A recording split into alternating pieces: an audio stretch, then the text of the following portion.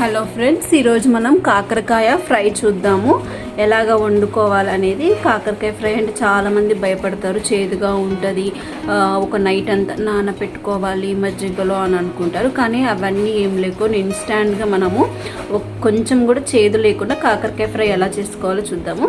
First అయితే నేను కాకరకాయ ఇవైతే ఒక 1/2 కేజీ కాకరకాయలు నేను తీసుకున్నాను. 1/2 కేజీ కాకరకాయలు నేను పైన పొట్టుని ఇలాగా మొత్తం పీల్ చేశాను. మొత్తం పీల్ చేయొద్దు, జస్ట్ ఆ పైన బొడిపల్లాగా ఉన్నవి ఏవైతే ఉన్నాయో అవి మాత్రమే ఇలాగ పీల్ చేసుకోవాలి. దీన్ని ఇప్పుడు నేను వాటర్లో ఉడకబెట్టుకుంటాను. సో నేను కొంచెం వాటర్ తీసుకున్నాను. ఈ వాటర్లో కొంచెం పసుపు వేసుకుంటాను, కొంచెం ఇంత చింతపండు వేసుకుంటాను. సో ఇది మీరు ట్రై చేయండి ఫ్రెండ్స్, ఇది చాలా బాగుంటుంది, డిఫరెంట్గా ఉంటుంది. మీకు అసలు కొంచెం కూడా చేదు అయితే మీరు ఫీల్ అవ్వరు. సో నేను ఇప్పుడు ఈ కాకరకాయలని ఇది మనం మధ్యలోకి కూడా ఏం కట్ చేసుకో అవసరం లేదు. ఇప్పుడు మనం ఇది బాయిల్ చేసాక, బాయిల్ అంటే మరి ఎక్కువ బాయిల్ చేయొద్దు, జస్ట్ కాకరకాయ మనకి కలర్ చేంజ్ అవుతుంది. నేను చూపిస్తాను.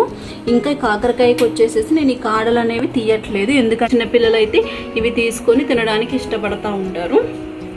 ఉడకబెట్టిన కాకరకాయలు ఫ్రై చేసుకోవాలి కాబట్టి ఆ ఫ్రైకి సరిపడా ఆయిల్ తీసుకోవాలి. సో ఆ ఫ్రైకి సరిపడా ఆయిల్ తీసుకొని అది కొంచెం వెచ్చగా అయ్యిందాక మనము వెయిట్ చేయాలి. సో ఉడకబెట్టిన కాకరకాయలు మనకి ఈ విధంగా మరీ మెత్తగా అవ్వకూడదు, కొంచెం మన ఇలా నొక్కితే ఇంకా గట్టిగానే ఉంటుంది. ఇలాగా కొంచెం స్టీమ్ ఉంటే స్టీమ్ చేయొచ్చు, లేదంటే కొంచెం ఆఫ్ బాయిల్ లాగా మనం చేసుకోవచ్చు. సో ఇలాగా మనం కాకరకాయని చింతపండు పసుపు వేసి ఉడకబెట్టుకోవాలి. ఇప్పుడు మనం నూనె కాగిన తర్వాత నూనెలో వేసుకునే ముందు మనం వీటిని ఇలాగ చీరుకోవాలి. సో ఇది మనం చీరినప్పుడు ఏమిటంటే కొంచెం లోపలికి కూడా ఆయిల్ అంతా వెళ్ళి లోపల ఉన్నది కూడా మొత్తం వేగుతుంది నూనెలో. ఇలాగ నూనెలో వేసుకొని మొత్తం అన్నీ ఫ్రై చేసుకోవాలి. ఇవేంటంటే మనకి సైజ్ తగ్గిపోతే ఈ నీరంతా పీల్చుకుంటాయి, సైజ్ తగ్గిపోయి చిన్నగా వస్తాయి. అప్పటిదాకా మనం నూనెలో ఫ్రై చేసుకోవాలి. ఇప్పుడు మనము కాకరకాయ ఫ్రైలోకి పౌడర్ తయారు చేసుకోవాలి కదా, మరి ఆ పౌడర్కి మనం ఏమేమి చేసుకొని రెడీ చేసుకోవాలనేది చూద్దాము. కాకరకాయ కూరలో కాకరకాయ చేదు లేకుండా ఉండడం ఎంత ఇంపార్టెంటో, కాకరకాయకి పౌడర్ కూడా అంతే ఇంపార్టెంట్. పౌడర్ కూడా చాలా టేస్టీగా ఉండాలి. మామూలుగా అయితే పుట్నాల పప్పు కూడా మనం వాడుకోవచ్చు, కానీ పుట్నాల పప్పు ఏంటంటే అతుక్కుపోయినట్టుగా ఉంటుంది కాబట్టి నేనైతే ఎక్కువగా పల్లీలకే ప్రిఫరెన్స్ ఇస్తాను. సో ఇప్పుడు నాకు ఈ పౌడర్కి అయితే నేను పల్లీలు తీసుకుంటున్నాను. పల్లీలు అయితే కొంచెం ఎక్కువే తీసుకుంటున్నాను. ఎందుకంటే మనకి కొంచెం పౌడర్ ఎక్కువ ఉండాలి. 1/2 కేజీ కాయలు కాబట్టి పౌడర్ కొంచెం ఎక్కువే ఉండాలి. అండ్ కారానికి సరిపడా ఎండుమిరపకాయలు తీసుకున్నాను. ఎండు కొబ్బరి మంచి టేస్ట్ వస్తుంది ఇందులో. జీలకర్ర అండ్ చిన్నులపాయలు అయితే ఎక్కువే తీసుకోవాలి, ఎందుకంటే చిన్నులపాయలు కూడా ఇందులో మెయిన్ టేస్ట్గా ఉపయోగపడతాయి కాబట్టి చిన్నులపాయలు కొంచెం ఎక్కువ తీసుకోవాలి. దీంట్లోనే మనం ఉప్పు కూడా వేసుకోవాలి, ఎందుకంటే పౌడర్లో ఉప్పు కలవకపోతే కూర అంతా మనకు ఉప్పు కలవదు. సో పౌడర్లో కూడా మనము ఉప్పు వేసుకుంటే ఏంటి అంటే పౌడర్ మొత్తం మనకి టేస్టీగా ఉంటుంది. మనం కూరలో వేసుకున్నప్పుడు మళ్ళీ సపరేట్గా మనం ఉప్పు అనేది వేయకూడదు, వేసిన అదేంటి అంటే కలవదనమాట. అందుకనే కారం, ఉప్పు, ఈ పౌడర్ ఐటమ్స్ ఇవన్నీ మనం కలిపి ఇప్పుడు మిక్సీ పట్టుకుందాము. సో కాకరకాయలు మనము ఇలాగా వేపుకోవాలి, మరీ మాడినట్టు కాకుండా, మరీ ఇలా కాకుండా. ఇప్పుడు మనకి ఏంటంటే మనం మామూలుగా చేసుకునే కాకరకాయకి దీనికి తేడా ఏంటంటే ఇక్కడ కాకరకాయ అనేది మెత్తగా ఉంటుంది. ఇప్పుడు నేను ఏం చేశానంటే ఈ కాకరకాయలో నుంచి గింజలు సపరేట్ చేశాను. ఈ పండిపోయిన గింజల్ని మనం పడేసుకోవాలి సపరేట్గా. ఈ పచ్చి గింజలు ఏవైతున్నాయో కాకరకాయలు మనం ఈ గింజలు పడేయొద్దు, వీటిని కూడా మనం ఫ్రై లాగా చేసుకోవచ్చు. అందుకే నేను ఇవి పక్కన పెట్టుకున్నాను. ఈ గింజలు అనేవి మనకి హెల్త్కి చాలా మంచిది. కాకరకాయని ఇప్పుడు మనం ఇది ఎలాగైతే ఉందో ఈ ఓపెన్ చేసుకున్నది దీంట్లోకి ఇప్పుడు మనము తయారు చేసుకున్నటువంటి పొడి ఏదైతే ఉందో అది ఇందులోకి మనం కూర్చుకుందాము. మనము ఏదైతే పౌడర్ ప్రిపేర్ చేసుకున్నామో ఆ పౌడర్ని ఇలాగ కాయలోకి కూర్చుకోవాలి. మనం ఇది మళ్ళీ సపరేట్గా ఏం ఫ్రై చేయాల్సిన అవసరం లేదు, ఆల్రెడీ ఫ్రై చేసిందే కాబట్టి మనం ఇది డైరెక్ట్గా కాయల్లోకి కూర్చేసుకోవాలి. సో ఇప్పుడు ఈ పౌడర్ అంతా నీట్గా అన్ని కాయల్లోకి కూర్చుకోవాలి. సో ఈ విధంగా మనము కాకరకాయలన్నిట్లో మనం ఈ పౌడర్ అనేది కూర్చుకోవాలి. ఇలాగా కూర్చుకున్న కాకరకాయలను ఒక పక్కన పెట్టుకొని మనం ఈ పండినటువంటి విత్తనాలు ఏవైతే ఉన్నాయో వీటిని పడేసుకోవచ్చు. ఈ కూర్చున్న కాకరకాయల్ని మనం ఇప్పుడు మామూలుగా ఆయిల్లో మళ్ళీ కూరలాగా ఫ్రై చేసుకోవాలి.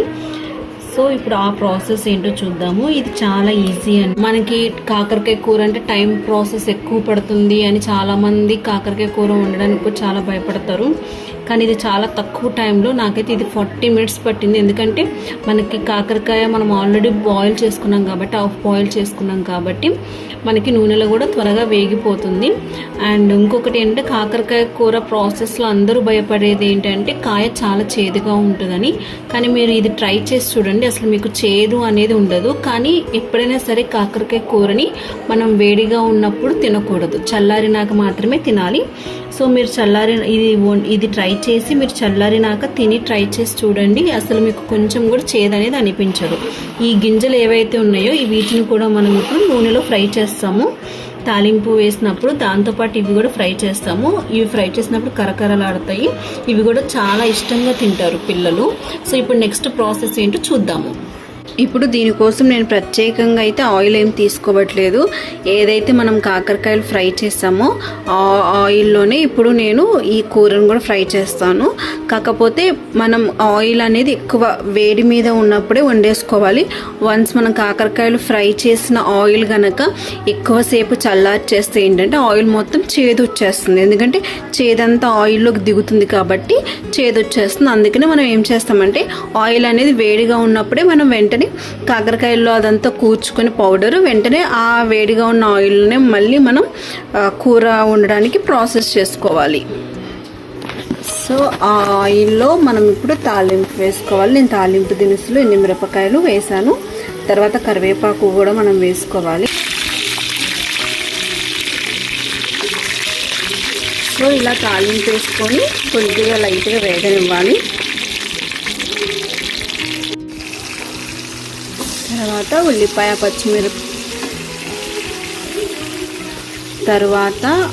ఉల్లిపాయ పచ్చిమిరపకాయని వేసుకొని మనం తిప్పుకోవాలి.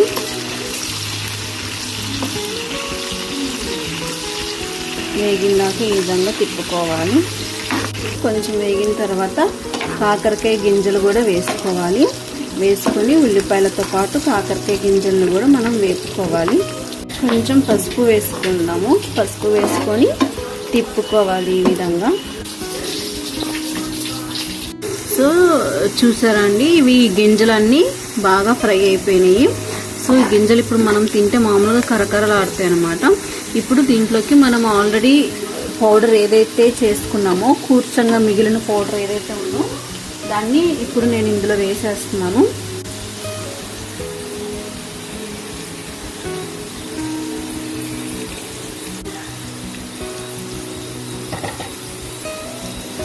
ఇలాగా పౌడర్ వేసుకున్నాక ఇప్పుడు మనకి నూనె ఏదైతే నూనెలా కనిపిస్తుందో అదంతా పౌడర్ పీల్చేసుకుంటుంది ఇప్పుడు మనకి.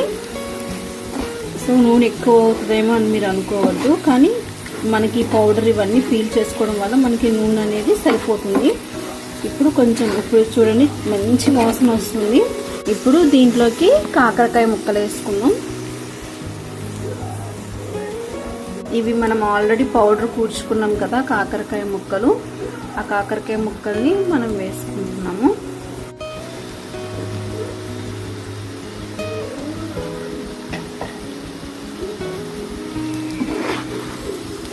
ఇలాగ కాకరకాయ ముక్కలు వేసుకొని మనం ఒకసారి ఇది ముక్కలతో సహా ఇలా కిందకి పైకి మనం తిప్పుకోవాలి. ఎందుకంటే మరి ముక్కలు కూడా ఈ తాలింపు నూనెలో కొంచెం వేగితే బాగుంటుంది మనకి. కొద్దిసేపు, ఇప్పుడు మనం ఎక్కువసేపు ఉంచవసరం లేదు, కొద్దిసేపు అటు ఇటు మనము కలిపేయాలి. కలుపుకొని ఇప్పుడు ఇక్కడేమో ఇంత. సో ఇలాగా మనం కలుపుకొని కొద్దిసేపు సిమ్లో పెట్టుకొని వేగనివ్వాలి. తర్వాత మనం ఇంకా కొంచెం పౌడర్ మిగిల్చుకుని పైన చల్లుకొని మనం దింపేసుకోవచ్చు. ట్రై చేసి చూడండి, ఇది చాలా ఈజీ ప్రాసెస్ అండి. చూడండి, వేడి వేడి కాకరకాయ ఫ్రై మనకి రెడీ అయిపోయింది. చాలా సింపుల్ ప్రాసెస్ అండి. జస్ట్ 40 మినిట్స్ మీరు కాకరకాయ ఫ్రై కొంచెం కూడా చేదు లేకుండా మీరు చేసుకోవచ్చు. సో మీకు ఈ కూర నచ్చితే కనుక కామెంట్స్ చేయండి, సబ్స్క్రైబ్ చేయండి, లైక్ చేయండి.